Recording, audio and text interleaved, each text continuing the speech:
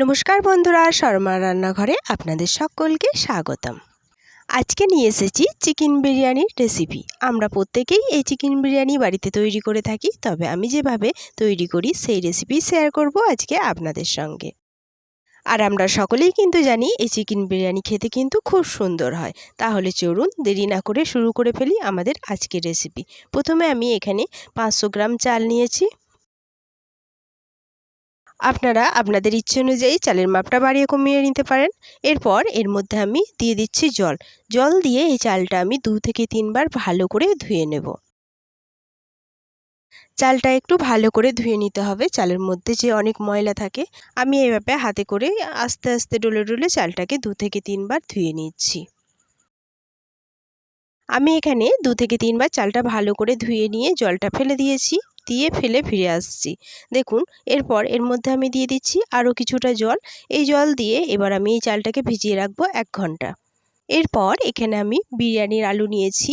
এখানে আলুর সাইজটা একটু ছোট বলে আমি গোটা গোটাই নিয়েছি। আপনাদের কাছে যদি বড় আলু থাকে তাহলে 2 পিস করে নেবেন। এরপর এখানে আমি 250 গ্রাম পেঁয়াজ ভালো করে ছোট ছোট করে কুচিয়ে নিয়েছি। এই পেঁয়াজটা আমি বেরেস্তার জন্য ব্যবহার করব। এরপর আমি একটা কড়াই বসিয়ে দিয়েছি ওভেনে। এর মধ্যে দিয়ে দিচ্ছি কিছুটা জল দিয়ে এই জলের মধ্যে আমি দিয়ে দিচ্ছি যে আলুগুলো আমি রেখেছিলাম ছাড়িয়ে, সেই আলু দিয়ে এর উপরে আমি দিয়ে দিচ্ছি লবণ আর দিয়ে দিচ্ছি সামান্য হলুদের গুঁড়ো। হলুদ গুঁড়োটা এভাবে আগে থেকে জলে দিলে আলুর কালারটা কিন্তু খুব সুন্দর আসে। লবণ আর হলুদ দিয়ে আমি এবার ভালো করে একটু মিশিয়ে নিচ্ছি। মিশিয়ে ঢেকে আমি এই আলুটাকে 80% সিদ্ধ করে নেব। মোটামুটি আমি 10 মিনিট মতো এটা মিডিয়াম আঁচে সিদ্ধ করে নিয়েছি। ফিরে আসছি 10 মিনিট পর। দেখুন, ঢাকাটা খুলে দেখিয়ে দিচ্ছি, আলুটা কিন্তু আমার অনেকটাই সিদ্ধ হয়ে গেছে। খুন্তির সাহায্যে দেখিয়ে দিচ্ছি, দেখুন আলুটা আমার কিন্তু 80% সিদ্ধ হয়ে গেছে। এই আলুটা আবার আমি চিকেনের সঙ্গে রান্না করব, তাই আমি এটা 80% সিদ্ধ করেছি, পুরো 100% সিদ্ধ করিনি। এরপর ঝাঁঝরির সাহায্যে জল ঝরিয়ে আমি আলুগুলো তুলে নিচ্ছি। সবগুলো আলুই আমি একটা পাত্রের মধ্যে তুলে নিয়েছি। এরপর আবারও একটা প্যান বসিয়ে দিয়েছি ওভেনে। এই প্যানের মধ্যে আমি দিয়ে দিচ্ছি কিছুটা সাদা তেল। এখানে সাদা তেলটা একটু বেশি দিতে হবে। এটার মধ্যে আমি বেরেস্তাগুলো ভাজবো। তেল দিয়ে তেলটা আমি খুব ভালো করে গরম করে নিয়েছি। এরপর এই গরম তেলের মধ্যে আমি দিয়ে দিচ্ছি কেটে রাখা পেঁয়াজগুলো। পেঁয়াজ দিয়ে এই পেঁয়াজগুলো আমি মিডিয়াম আঁচে ভালো করে ভেজে নেব, একেবারে লাল লাল করে। এই পেঁয়াজের বেরেস্তা ভাজার সময় আঁচটা কিন্তু মিডিয়াম থেকে হাইয়ের মধ্যে রাখবেন, তাহলে কিন্তু বেরেস্তাটা খুব সুন্দর ভাজা হবে। লোতে রাখলে পরে পেঁয়াজটা কিন্তু অতটা ভালো ভাজা হবে না। দেখুন, এখানে আমার বেরেস্তাগুলো খুব ভালো করে ভাজা হয়ে গেছে। এরপর আমি তেল ঝরিয়ে সব বেরেস্তাগুলো একটা পাত্রের মধ্যে তুলে নিচ্ছি। বেরেস্তাটা একটু বেশি করেই ভাজবেন। বিরিয়ানিতে এই বেরেস্তাটা কিন্তু খেতে সবথেকে বেশি ভালো লাগে। বেরেস্তাগুলো আমার সব তোলা হয়ে গেছে। এরপর আমি চিকেনটা রেডি করব। এখানে আমি বড় বড় পিস করে 700 গ্রাম মতো চিকেন নিয়েছি। চিকেনটা আমি ভালো করে ধুয়ে নিয়েছি। আমি 700 গ্রাম চিকেন নিয়েছি, আপনারা যদি চান চিকেনের মাপটা একটু কমিয়ে বাড়িয়েও নিতে পারেন। এরপর আবারও একটা কড়াই বসিয়ে দিয়েছি ওভেনে। এতে দিয়ে দিচ্ছি কিছুটা সর্ষের তেল। তেলটা ভালো করে গরম করে নিয়ে এতে দিয়ে দিচ্ছি গোটা জিরে, গরম মশলা আর তেজপাতা ফোড়ন। তারপরে ফোড়নটা ভালো করে ভেজে নেব। ফোড়ন ভাজা হয়ে গেলে এখানে আমি ব্যবহার করছি পেঁয়াজের পেস্ট। এখানে আমি 2 মিডিয়াম সাইজের পেঁয়াজ পেস্ট করে নিয়েছি। পেঁয়াজ পেস্ট দিয়ে এটা আমি একটু ভেজে নেব 1 মিনিট মতো। 1 মিনিট পেঁয়াজটা ভাজা হয়ে গেলে আমি এর মধ্যে অ্যাড করে দিচ্ছি 1 চামচ আদা রসুন বাটা। এখানে আদা রসুন বাটাটা আমি একসাথে নিয়েছি। আদা রসুন বাটা দিয়ে আবারও আমি এই আদা রসুনটা ভালো করে ভেজে নেব কাঁচা গন্ধ কেটে যাওয়া পর্যন্ত। দেখুন, এখানে পেঁয়াজ, আদা, রসুন সব ভালো করে ভাজা হয়ে গেছে, কাঁচা গন্ধ কেটে গেছে। এরপর এর মধ্যে অ্যাড করে দিচ্ছি হলুদ গুঁড়ো, জিরের গুঁড়ো, ধনিয়া গুঁড়ো, লঙ্কার গুঁড়ো আর রঙের জন্য কাশ্মীরি লঙ্কার গুঁড়ো। এরপর এই সমস্ত মশলা একটু মিশিয়ে নিয়ে এতে দিয়ে দিচ্ছি একটা টমেটো পেস্ট। টমেটো পেস্ট দিয়ে আবারও আমি এটাকে মিশিয়ে নিচ্ছি নেড়েচেড়ে। এরপর মশলা না ধরার জন্য সামান্য একটু জল দিয়ে দিচ্ছি, দিয়ে এটাকে নেড়েচেড়ে আবারও মিশিয়ে নিচ্ছি। সবশেষে এর মধ্যে অ্যাড করে দিচ্ছি লবণ স্বাদ অনুযায়ী। লবণ দিয়ে এই সমস্ত মশলা আমি ভালো করে কষিয়ে নেব মশলা থেকে তেল ছেড়ে দেওয়া পর্যন্ত। দেখুন, এখানে মশলাটা আমি ভালো করে কষিয়ে নিয়েছি, মশলা থেকে তেল ছেড়ে দিয়েছে। এরপর আমি এর মধ্যে অ্যাড করে দিচ্ছি কেটে রাখা চিকেনগুলো। চিকেন দিয়ে নেড়েচেড়ে আমি খুব ভালো করে মিশিয়ে নিচ্ছি। আমি এখানে মশলা কষিয়ে চিকেনটা রান্না করছি, আপনারা যদি চান তাহলে এটা ম্যারিনেট করেও রান্না করতে পারেন। দেখুন নেড়েচেড়ে আমি ভালো করে চিকেনটা মিশিয়ে নিয়েছি। এরপর একটা ঢাকা দিয়ে আমি এটা 2 মিনিট মিডিয়াম আঁচে রান্না করে নেব। ফিরে আসছি 2 মিনিট পর। দেখুন ঢাকা দেওয়ার ফলে চিকেন থেকে কিন্তু অনেকটা জল ছেড়ে দিয়েছে। এরপর আবারও আমি নেড়েচেড়ে ভালো করে এই চিকেনটা কষিয়ে নেব। বিরিয়ানিতে চিকেনের পিসগুলো একটু বড় হয়, তাই একটু এটা ভালো করে কষিয়ে নিতে হবে, নাহলে কিন্তু ভিতরে কাঁচা থেকে যাবে। আমি এইভাবে লো থেকে মিডিয়াম আঁচে এই চিকেনটা 5 থেকে 10 মিনিট ভালো করে কষিয়ে নিয়েছি। দেখুন এতেই কিন্তু আমার চিকেনটা ভালোভাবে কষানো হয়ে গেছে। এরপর এর মধ্যে অ্যাড করে দিচ্ছি যে আমি আলুগুলো সিদ্ধ করে রেখেছিলাম, সেই সিদ্ধ আলুগুলো।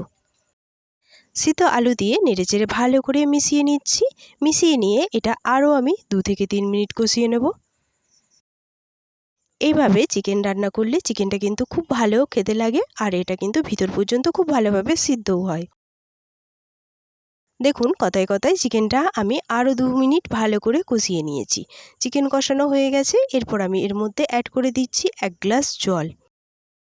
জল দিয়ে আমি ভালো করে নেড়েচেড়ে মিশিয়ে নিচ্ছি। ভালো করে মেশানো হয়ে গেলে আমি এই চিকেনটা ঢেকে মিডিয়াম আঁচে 10 মিনিট রান্না করে নেব। ফিরে আসছি 10 মিনিট পর। ঢাকাটা খুলে দেখিয়ে দিচ্ছি। দেখুন চিকেনটা আমার ভালোভাবে রান্না হয়ে গেছে। চিকেনের জলটাও কিন্তু অনেকটা শুকিয়ে গেছে। এরপর আমি একটু নেড়েচেড়ে ভালো করে মিশিয়ে নিচ্ছি। এই বিরিয়ানির চিকেনে বেশি ঝোল রাখবো না, 1 কাপ মতো ঝোল থাকবে। আর এই চিকেনটা কিন্তু খুব মাখো মাখো হবে। এরপর আমি এর মধ্যে দিয়ে দিচ্ছি সামান্য গরম মশলা, আর দিয়ে দিচ্ছি এতে একটু বিরিয়ানি মশলা, বিরিয়ানির সেন্ট আসার জন্য। গরম মশলা আর বিরিয়ানি মশলা দিয়ে এরপর আমি এটাকে নেড়েচেড়ে ভালো করে মিশিয়ে নিচ্ছি।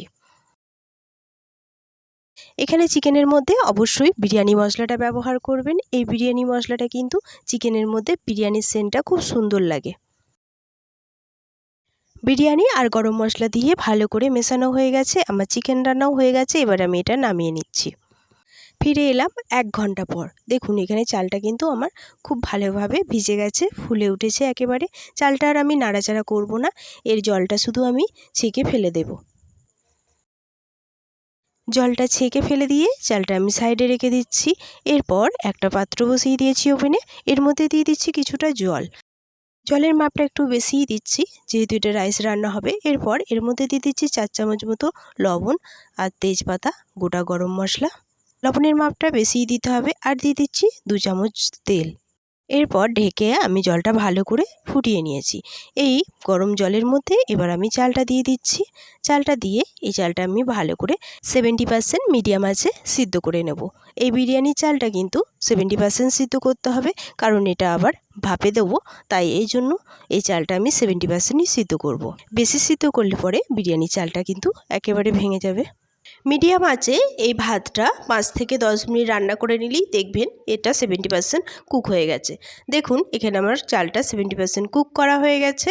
এরপর আমি ঝাঁঝরির সাহায্যে ফ্যান ঝরিয়ে এই ভাতগুলো সব একটা পাত্রের মধ্যে তুলে নিচ্ছি।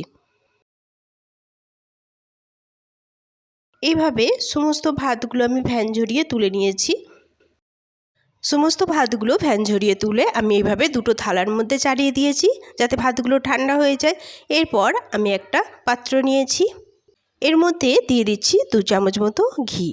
এই পাত্রের মধ্যে আমি বিরিয়ানিটা কুক করব। ঘি দিয়ে এর উপরে আমি দিয়ে দিচ্ছি কিছুটা ভাত। এখানে আমি 2 চামচ মতো ভাত দিয়ে দিচ্ছি বড় চামচের। এরপর এটাকে ভালো করে চাড়িয়ে দিচ্ছি। ভাতটা চাড়িয়ে দেওয়া হয়ে গেলে এরপর ওপর দিয়ে আমি দিয়ে দিচ্ছি চিকেনের গ্রেভি একটু।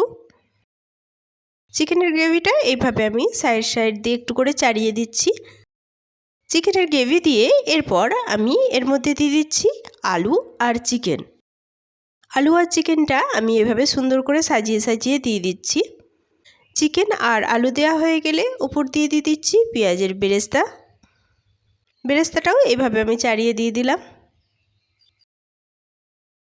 পেঁয়াজের বেরেস্তা দেওয়া হয়ে গেলে আবারও উপর দিয়ে আমি ভাতের লেয়ার দিয়ে দেব। তার জন্য অল্প কিছু ভাত আবারও আমি উপরে দিয়ে দিচ্ছি। বিরিয়ানির এই লেয়ারটা কিন্তু খুব সুন্দরভাবে সাজাতে হয়। দেখুন আবারও ভাত দিয়ে দিয়েছি। এরপর ভাতটাকে আবারও আমি সুন্দর করে চাড়িয়ে নিলাম। ভাতটা আমার ভালো করে চাড়ানো হয়ে গেছে।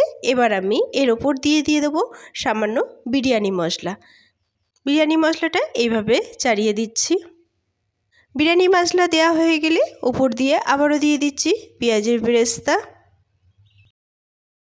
পেঁয়াজের বেরেস্তা দেওয়া হয়ে গেলে এর ওপর দিয়ে দিচ্ছি সামান্য গরম মশলা। এখানে আমি গুঁড়ো গরম মশলা দিয়ে দিলাম একটু। আর দিয়ে দিচ্ছি সামান্য চিনি স্বাদ অনুযায়ী।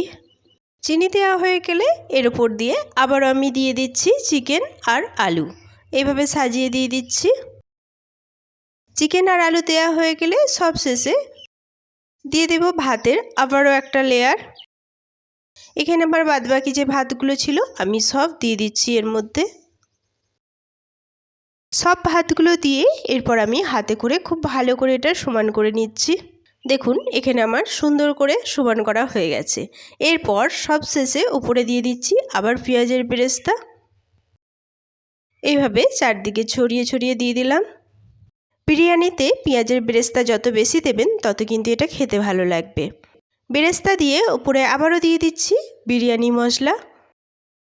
বিরিয়ানি মশলা দেওয়া হয়ে গেলে ওপর দিয়ে দেবো আবারও গুঁড়ো গরম মশলা। আর দিয়ে দেবো সামান্য চিনি। চিনি দেওয়া হয়ে গেলে উপর দিয়ে দিচ্ছি 2 থেকে 3 চামচ ঘি। ঘিটা এখানে একটু বেশি করেই দিতে হবে। ঘি দেওয়া হয়ে গেছে। এরপর আমি দিয়ে দিচ্ছি 2 চামচ কেওড়ার জল। আর দিয়ে দিচ্ছি 2 চামচ গোলাপ জল। কেওড়ার জল আর গোলাপ জল দেওয়া হয়ে গেলে এখানে দিয়ে দিচ্ছি 2 ফোঁটা মিঠা আতর। মিঠা আতর দিয়ে আমি কিছুটা দুধের মধ্যে একটু ফুড কালার গুলে রেখেছিলাম, সেই ফুড কালারটা এর মধ্যে আমি দিয়ে দিচ্ছি। সব কিছু দেওয়া হয়ে গেলে ঢাকন এঁটে রেখে দিচ্ছি। এরপর ওভেনে আমি একটা তাওয়া খুব ভালো করে গরম করে নিয়েছি। এই গরম তাওয়ার মধ্যে আমি এই হাঁড়িটা চাপিয়ে দিচ্ছি। দিয়ে উপর দিয়ে একটা ভারী কিছু চাপিয়ে এটা প্রথমে হাই আছে 5 মিনিট, তারপরে লো আছে 20 মিনিট রান্না করে নেব। ফিরে আসছি 20 মিনিট পর। দেখুন ঢাকাটা খুলে দেখিয়ে দিই আমাদের বিরিয়ানিটা কত সুন্দর কুক হয়েছে। কালারটাও দেখুন কত সুন্দর এসেছে। এরপর গ্যাসের ফ্লেম অফ করে আমি এটা নামিয়ে নিচ্ছি। নামিয়ে নিয়ে আমি বিরিয়ানিটা সামান্য একটু ঠান্ডা করে নিয়েছি। এরপর এটা আমি পরিবেশন করব। প্রথমে হাতের সাহায্যে দেখিয়ে দিই। দেখুন বিরিয়ানিটা কত সুন্দর হয়েছে, এর কালারটাও কত সুন্দর এসেছে। এরপর আমি একটা থালা নিয়ে নিয়েছি। এই থালার মধ্যে এই বিরিয়ানিটা আমি পরিবেশন করে নিচ্ছি। দেখুন বিরিয়ানিটা কিন্তু খুব সুন্দর ঝরঝরে হয়েছে আর আলু আর মাংস খুব ভালোভাবে কিন্তু কুক হয়ে গেছে। আর এই বিরিয়ানিটা খেতেও হয়েছে কিন্তু অসম্ভব সুন্দর। দেখুন এখানে আমার পরিবেশন করা হয়ে গেছে। আমার বিরিয়ানির রেসিপিটি আপনাদের কেমন লাগলো তা অবশ্যই কমেন্টে জানাবেন। আর যারা নতুন বন্ধু অবশ্যই আমার চ্যানেলটি সাবস্ক্রাইব করে আমার পাশে থেকে যাবেন। আজ এই পর্যন্তই, দেখা হবে আবারও একটা নতুন রেসিপি নিয়ে। ততক্ষণ সবাই সুস্থ থাকবেন, ভালো থাকবেন। সকলকে অনেক অনেক অনেক ধন্যবাদ।